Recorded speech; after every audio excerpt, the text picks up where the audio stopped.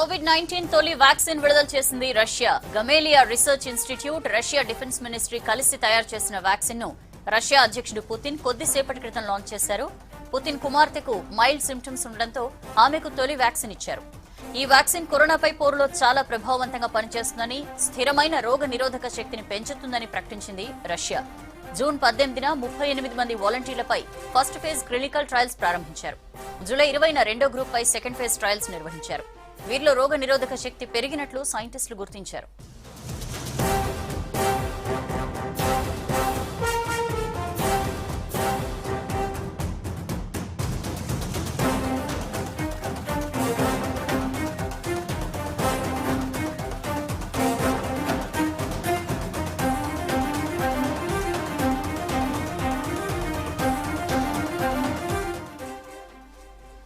COVID-19 తొలి vaccine విడుదల చేసింది Russia. Gamaleya research institute, Russia defence ministry కలిసి తయారు చేసిన వ్యాక్సిన్ ను రష్యా అధ్యక్షుడు పుతిన్ కొద్దిసేపటి క్రితం లాంచ్ చేశారు. పుతిన్ కుమార్తెకు మైల్డ్ సింప్టమ్స్ ఉండడంతో ఆమెకు తొలి వ్యాక్సిన్ ఇచ్చారు. ఈ వ్యాక్సిన్ కరోనాపై పోరులో చాలా ప్రభావవంతంగా పనిచేస్తుందని, స్థిరమైన రోగ నిరోధక శక్తిని పెంచుతుందని ప్రకటించింది రష్యా. జూన్ 18న 38 మంది వాలంటీర్లపై ఫస్ట్ ఫేజ్ క్లినికల్ ట్రయల్స్ ప్రారంభించారు.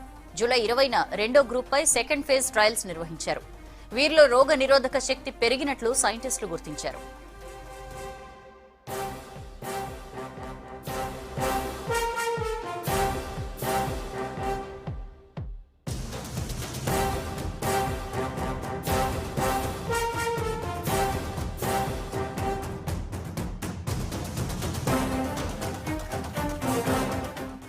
మరిన్ని డీటెయిల్స్ తెలుసుకుందాం. పాండు మనతో లైవ్ లో జాయిన్ అవుతున్నారు. పాండు, అనుకున్నట్లుగానే ముందుగా రష్యా వ్యాక్సిన్ వచ్చింది. డీటెయిల్స్ ఏంటి? రెండు ఫేజెస్ గురించి డీటెయిల్స్ ఉన్నాయి, కానీ థర్డ్ ఫేజ్ ఇది లేకపోతే వ్యాక్సిన్ వచ్చేసిందా? ఏంటి ఇన్ఫర్మేషన్?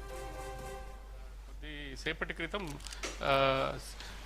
రష్యా టెలివిజన్ అంటే కొంతమంది అఫీషియల్ మీటింగ్లో రష్యా టెలివిజన్లో ఉద్దేశిస్తూ మాట్లాడుతూ రష్యా అధ్యక్షుడు పుతిన్ అధికారికంగా వ్యాక్సిన్ని అప్రూవ్ చేసినట్టు ప్రకటించారు. మీరు అన్నట్టుగా వ్యాక్సిన్ గతంలో చెప్పింది ఆగస్టు 12 నాటికి రష్యా నుంచి వ్యాక్సిన్ అందుబాటులోకి వస్తుంది అని ఆ దేశ డిప్యూటీ హెల్త్ మినిస్టర్ ఒలెగ్ గ్రిడ్నెవ్ 3 రోజుల క్రితం ప్రకటించారు. అనుకున్నట్టుగానే ఇవాళ 11న ఇవాళ ప్రకటించారు రష్యా తమ వ్యాక్సిన్ మొదటి మార్కెట్లకు అందుబాటులోకి తెస్తున్నట్టుగా. సో దీని మీద ఆల్రెడీ ఇప్పటివరకు ప్రయోగించాం, దాన్ని సక్సెస్ఫుల్గా రిజల్ట్ ఉంది. తమ సొంత కూతురికి ఒకరికి ఈ వ్యాక్సిన్ ఇచ్చాం, అది అద్భుతంగా పనిచేస్తుందని రష్యా అధ్యక్షుడు ప్రకటించారు. సో మీరన్నట్టుగా వ్యాక్సిన్ రావడం అన్నది చాలా శుభపరిణామం. ప్రస్తుతం ఉన్న పాండమిక్ సిచ్యువేషన్లో ఒక వ్యాక్సినే హోప్ అన్నది ఈ ప్రస్తుతం కరోనాకు అనేది అన్ని దేశాలు ప్రపంచవ్యాప్తంగా అందరూ భావిస్తున్న తరుణంలో రష్యా వ్యాక్సిన్ వచ్చింది, తమ విజయవంతంగా తమ మార్కెట్లోకి విడుదల చేస్తున్నామని చెప్పి రష్యా ప్రకటించడం నిజంగా ఇది. సో ఈ వ్యాక్సిన్ మీద మొదటి నుంచి ప్రకటిస్తున్నప్పటికీ రష్యా తాము దీన్ని అందుబాటులోకి తెస్తున్న ప్రతిసారి కూడా ప్రపంచవ్యాప్తంగా మిగతా అన్ని రెగ్యులేటరీ అథారిటీస్, వ్యాక్సిన్ అప్రూవ్ చేసే అన్ని సంస్థలు, అన్ని దేశాలు కూడా ఈ వ్యాక్సిన్కి సంబంధించిన ఇన్ఫర్మేషన్ కావాలి అన్నది చాలామంది కోరారు. అది ఏంటి అన్నది. సో ఇంకొక క్వశ్చన్ మీరు ఇందాక అడిగినట్టుగా vaccine first phase second phase అయిపోయింది, థర్డ్ ఫేజ్ అయ్యిందా లేదా అన్నది. యాక్చువల్గా వాళ్ళు అధికారికంగా ప్రకటించింది ఏంటంటే జూన్ 18 రోజు ఫస్ట్ క్లినికల్ ట్రయల్స్ దీన్ని ట్రై చేశాము. ఏదైతే Gamaleya research institute, Russian defence ministry సంయుక్తంగా వ్యాక్సిన్ అభివృద్ధి చేసింది. దాంట్లో జూన్ 18 రోజు ఇచ్చింది. ఇందులో 38 మంది వాలంటీర్స్ మీద దీన్ని ప్రయోగించినట్టు గతంలో చెప్పారు. తర్వాత ఫేజ్ 2కు సంబంధించి జూలై 15 నుంచి ఫేజ్ 2 క్లినికల్ ట్రయల్స్ మొదలైనాయి. అది అయిపోయింది అన్నది కూడా మొన్న 3 రోజుల క్రితం ప్రకటించారు. కానీ ఫేజ్ 2 ట్రయల్స్ ఎంతమంది మీద చేశారు, ఎంతమందికి దీన్ని ఇచ్చారు, ఇందులో ఏజ్ల వారిగా కేటగిరీగా ఎంతమంది ఉన్నారు, ఆ విషయం చెప్పలేదు. కానీ ఒక 7 ప్రాంతాల్లో ఈ వ్యాక్సిన్ని రష్యాలోనే ఇచ్చినాము, దానివల్ల సక్సెస్ రిజల్ట్స్ ఉంది అన్నది. So vaccine first phase second phase సక్సెస్ఫుల్గా ఉంది కాబట్టి వ్యాక్సిన్ మార్కెట్లోకి అందుబాటులోకి తెస్తున్నాం. ప్రస్తుతం వ్యాక్సిన్ అవసరం చాలా ఎక్కువగా ఉంది. మొత్తంగా ప్రపంచంలో ఇప్పటివరకు ఉన్న దీంట్లో అత్యధిక కేసులు నమోదుతున్న దీంట్లో రష్యా 4వ స్థానంలో ఉంది, మన దేశం తర్వాత ఉంది. సో వాళ్ళ అవసరాల దృష్ట్యా ఆ దేశం వ్యాక్సిన్ అన్నది ఉంది. ఫస్ట్ సెకండ్ ఫేజ్ చాలా సక్సెస్ఫుల్గా ఉన్నాయి, అనుకున్న విధంగానే వ్యాక్సిన్ పనిచేస్తుంది అని అధికారికంగా ధృవీకరించుకున్న తర్వాతే దీన్ని మార్కెట్లోకి రిలీజ్ చేసినట్టు ప్రెసిడెంట్ పుతిన్ చెప్పారు.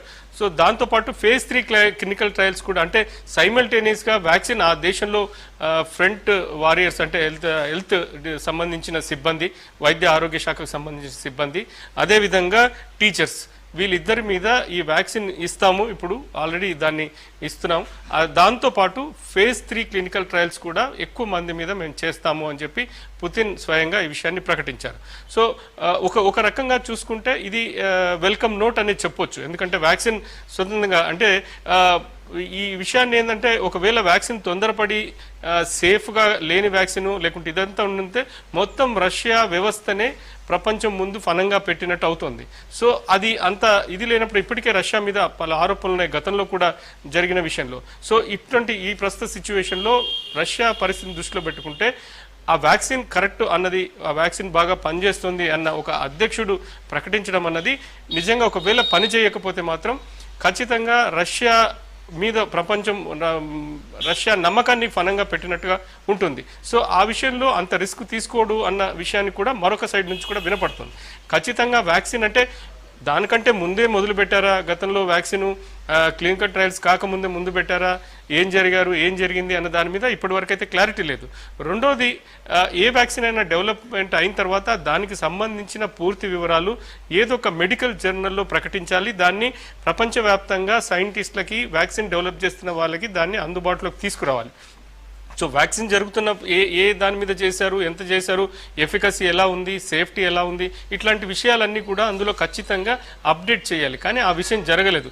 కానీ ఇప్పుడు అన్న దాంట్లో ఏదైనా కూడా ప్రస్తుతం అమెరికాలో కావచ్చు, మన దేశంలో జరుగుతున్న ట్రయల్స్ కావచ్చు, ప్రపంచవ్యాప్తంగా 160 ప్రాంతాల్లో కూడా వ్యాక్సిన్ 160 సంస్థలు కూడా వ్యాక్సిన్ డెవలప్మెంట్ మీద ఫోకస్ పెట్టున్నాయి. సో కొంతమంది డీటెయిల్గా చేయొచ్చు, లేదంటే కొంతమంది ఫాస్ట్ ట్రాక్ చేయొచ్చు.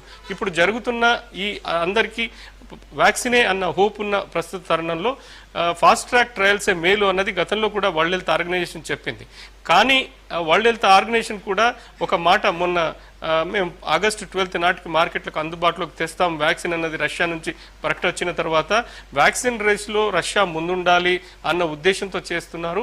ఆ వ్యాక్సిన్ మీద ఉన్న సేఫ్టీ తర్వాత ఇతరత్ర ఏమున్నాయన్న దానికి కూడా వాళ్ళు చూడాలి, తొందరపడకూడదు. ఎందుకంటే ఒకవేళ ఏమాత్రం ఇది జరిగినా కూడా వ్యాక్సిన్ తర్వాత జరిగే పరిణామాలు కూడా ఇబ్బందికరంగా ఉంటాయి. కాబట్టి అది పూర్తిగా సేఫ్ అన్న తర్వాతే దాన్ని ప్రజలకు అందుబాటులోకి తేవాలి అని చెప్పారు. సో దీనికి భిన్నంగా రష్యా తన ఏదైతే ముందు చెప్పిందో వాళ్ళ ప్రణాళిక ప్రకారమే ముందుకెళ్ళిపోయింది. ఇవాళ వ్యాక్సిన్ అందుబాటులోకి తెస్తున్నట్టు, దాన్ని అప్రూవ్ చేసినట్టు ప్రకటించింది.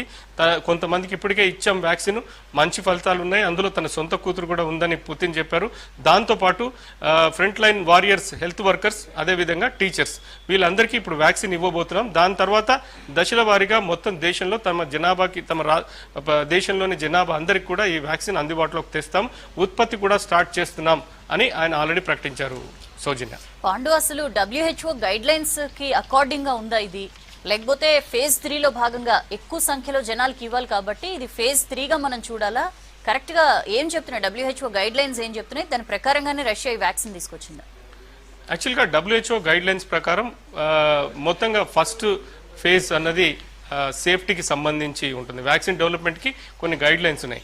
ఫస్ట్ ఫేజ్ ఏదైతే ఉంటుందో అది సేఫ్టీకి సంబంధించిన గైడ్ లైన్స్. అంటే ఇచ్చిన తర్వాత వాళ్ళకి ఎట్లాంటి నెగటివ్ ఇంపాక్ట్ లేదు, ఆ వ్యాక్సిన్ వల్ల వాళ్ళు వచ్చే ప్రమాదం లేదు తీసుకున్న వాళ్ళకి, తర్వాత దానివల్ల లేదు అన్నది ఫస్ట్ చూస్తారు. సెకండ్ అది ఎఫికసీ అన్నది, ఇచ్చిన వ్యాక్సిన్ కారణంగా జరుగుతున్న డెవలప్మెంట్ ఏముంది, వస్తున్న మార్పులు ఏంటి, బాడీలో ఆ వైరస్ని ఎదుర్కొనేందుకు కావాల్సిన యాంటీబాడీస్ డెవలప్ అవుతున్నాయా, వైరస్ను సమర్థవంతంగా ఇచ్చిన వ్యాక్సిన్ నుంచి డెవలప్ అయిన యాంటీబాడీస్ దాన్ని ఎదుర్కొంటున్నాయా అన్నది ఎఫికసీ చూస్తారు.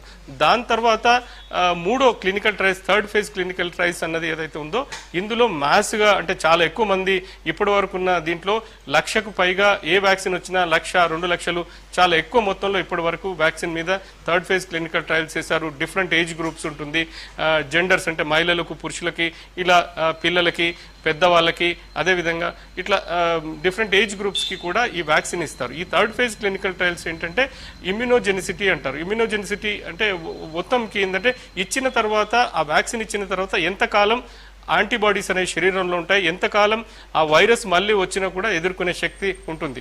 కొన్ని వ్యాక్సిన్లు ఉన్న థర్డ్ ఫేజ్ క్లినికల్ ట్రయల్స్ ఆధారంగా కొన్ని వ్యాక్సిన్లు ఏంటంటే ఇచ్చిన తర్వాత జీవితాంతం ఇంకా మళ్ళీ ఆ వైరస్ అనేది రాకుండా పనిచేస్తుంది అనేది ఇప్పటివరకు కొన్ని రోగాలకు సంబంధించి మనం వ్యాక్సిన్ తీసుకుంటాం. చిన్నగా ఉన్నప్పుడే పిల్లలకి ఇస్తున్నాం.